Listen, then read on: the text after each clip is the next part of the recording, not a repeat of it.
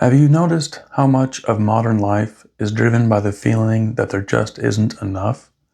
Not enough time, not enough money, not enough attention, not enough security, not enough success, and not enough love. Not enough room for me unless someone else gets less. And when we live inside that story for too long, it starts to shape everything. How we think, how we relate, how we vote, how we work, and how we treat strangers and ourselves. Scarcity doesn't just describe an economic condition. It can become a psychological atmosphere, a spiritual habit, a way of seeing the world. And when that happens, the human heart contracts. But what if some of the most important forms of abundance don't shrink when shared? What if some of the deepest goods in life actually grow when given away? That's what I want to explore with you today, the movement from scarcity to shared flourishing.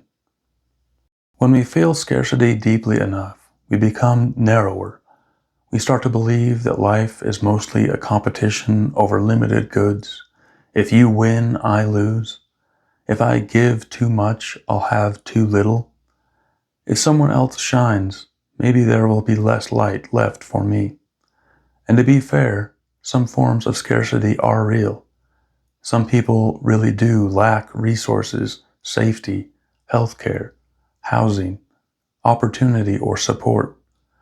So this is not a video about pretending deprivation doesn't exist. But alongside real scarcity, there's also something else. A scarcity mindset that can take root even in conditions of relative plenty. A person can have enough to survive and still live with a constant sense of inner famine. Famine of meaning, famine of rest, famine of belonging, and famine of trust. And that kind of scarcity changes us. It makes us defensive, comparative, territorial, afraid to celebrate others, afraid to give, afraid even to receive. Because when the world feels fundamentally ungenerous, generosity starts to feel dangerous. And yet, if you look carefully, some of the most important human goods do not work like a pie where every slice I give you leaves less for me. In fact, some goods become more real in the very act of sharing them. That changes everything. Think about kindness. If I show you kindness, I do not become a person with less kindness. Usually I become a person in whom kindness is becoming more alive. And think about encouragement, understanding, wisdom, compassion, hospitality, trust, knowledge, and hope. These are not like coins dropped from one pocket into another. They are more like flames passed from candle to candle. And this matters because it suggests that abundance is not only about what we possess, it is also about what can move through us. A truly abundant person is not just someone who has a lot. A truly abundant person may be someone through whom life flows generously. Someone whose presence leaves other people more whole, more steady, more seen, more capable of becoming themselves. That is a different vision of abundance. Not abundance as hoarding, not abundance as excess, not abundance as I got mine, but abundance as participation in the kinds of goodness that expand when shared. And if that's true, then flourishing is not just personal, it's relational. It happens between us. Here's something beautiful. When we help create flourishing for others, we are often changed in the process. Not always instantly, not magically, not in some sentimental way, but deeply. Because human beings are not designed only for isolated self-maximization. We are relational creatures. To contribute to another person's dignity, safety, growth, or joy, is often to remember something essential about our own humanity. When you encourage someone sincerely, you reinforce the part of yourself that knows encouragement matters. When you listen well, you become more capable of presence. When you teach, your own understanding deepens. When you forgive wisely, your own heart becomes less imprisoned. When you make room for others, your life becomes larger than your own fear. This is one of the quiet miracles of compassion.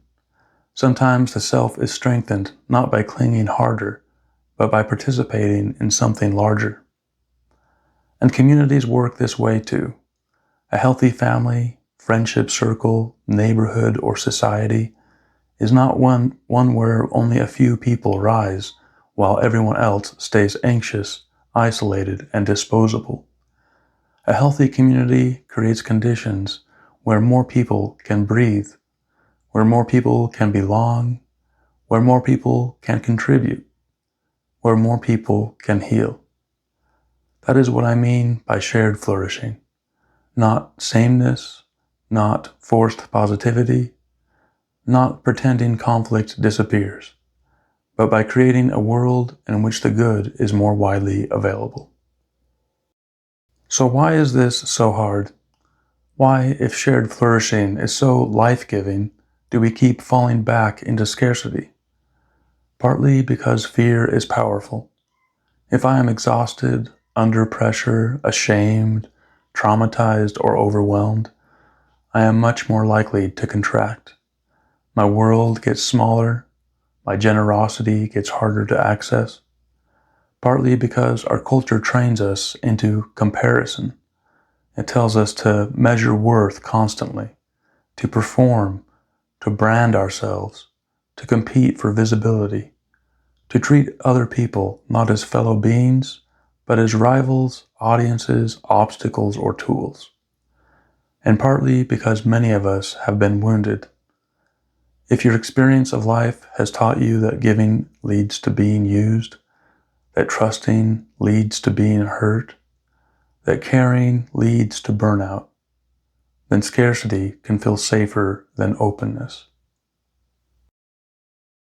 So compassion matters here too, because the answer is not to shame ourselves for being afraid.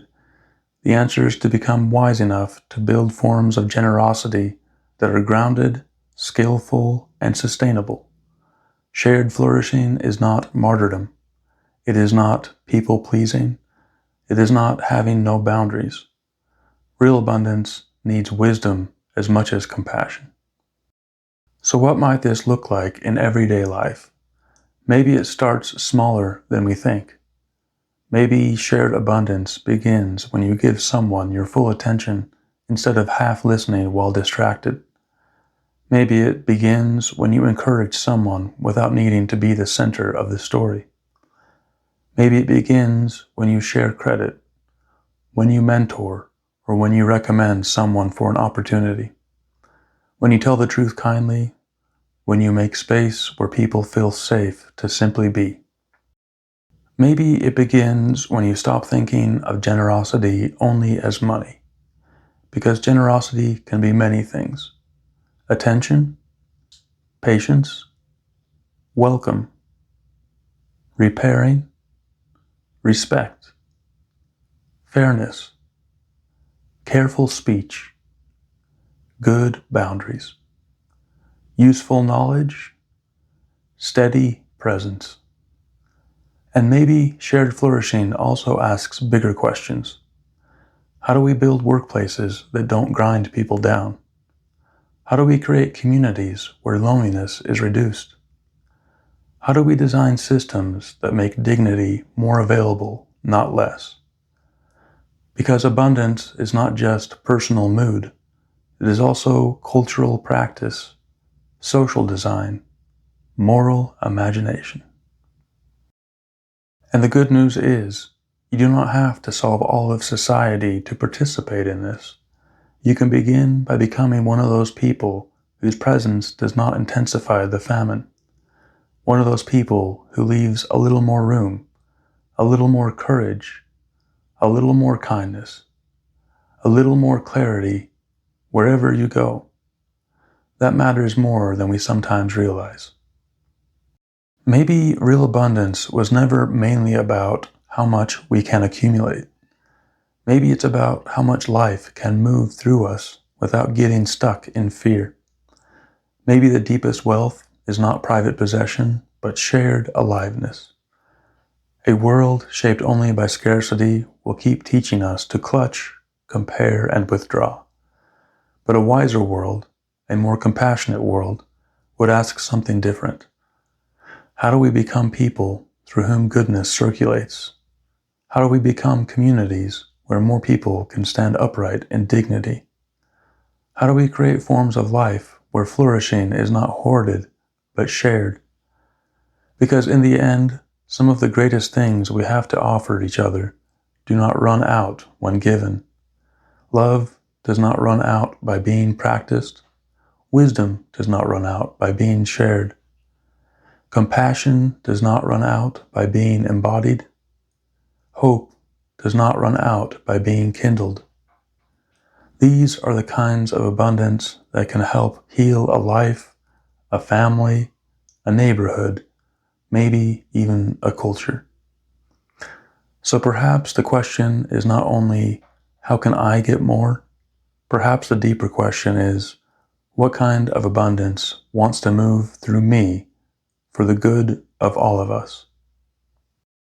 If this reflection spoke to you, I'd love to hear from you in the comments. What's one form of abundance that grows when shared?